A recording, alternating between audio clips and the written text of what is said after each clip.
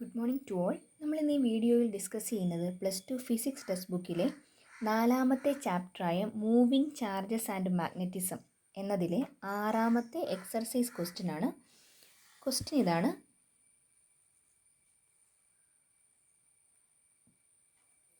A 3 cm wire carrying a current of 10 ampere is placed inside a solenoid perpendicular to its axis. The magnetic field inside the solenoid is given to be 0.27 Tesla. What is the magnetic force on the wire? ഇതിനകത്ത് ക്വസ്റ്റിനകത്ത് പറഞ്ഞിരിക്കുന്ന ഇതാണ്: ഒരു wire, അതിൻ്റെ length തന്നിട്ടുണ്ട് 3 centimetre.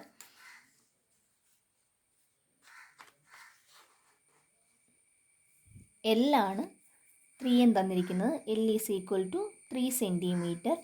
നമുക്കറിയാം, ഒരു problem ചെയ്യുമ്പോൾ SI സിസ്റ്റത്തിലിട്ട് വേണം ചെയ്യാനായിട്ട്. അതുകൊണ്ട് സെൻറ്റിമീറ്ററിനെ മീറ്ററിലേക്ക് കൺവേർട്ട് ചെയ്യണം. മീറ്ററിലേക്ക് കൺവേർട്ട് ചെയ്യാൻ × 10⁻² metre.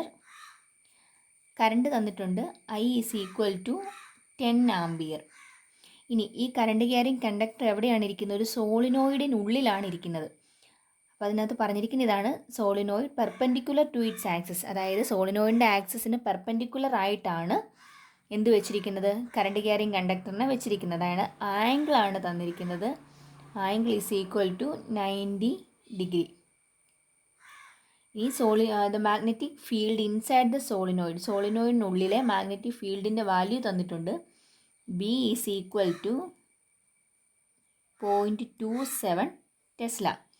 What is the magnetic force? Magnetic force ആണ് ചോദിച്ചിരിക്കുന്നത്. അതായത് ഒരു കറണ്ട് ക്യാരിങ് കണ്ടക്ടറിനെ ഒരു മാഗ്നറ്റിക് ഫീൽഡിൽ വെക്കുകയാണെങ്കിൽ അതിൻ്റെ മുകളിൽ ഒരു ഫോഴ്സ് അനുഭവപ്പെടും. ആ ഫോഴ്സാണ് ചോദിച്ചിരിക്കുന്നത്. ഫോഴ്സിൻ്റെ ഇക്വേഷൻ ഇതാണ്: F is equal to ILB sine theta. എല്ലാത്തിൻ്റെയും വാല്യൂസ് തന്നിട്ടുണ്ട്, സബ്സ്റ്റിറ്റ്യൂട്ട് ചെയ്യുക. Is equal to 10 × L 3 centimetre ആണ്. 3 × 10⁻² ഇൻറ്റു മാഗ്നറ്റിക് ഫീൽഡിൻ്റെ വാല്യൂ 0.27 ആണ്, into sine 90. Sine 90 is equal to 1.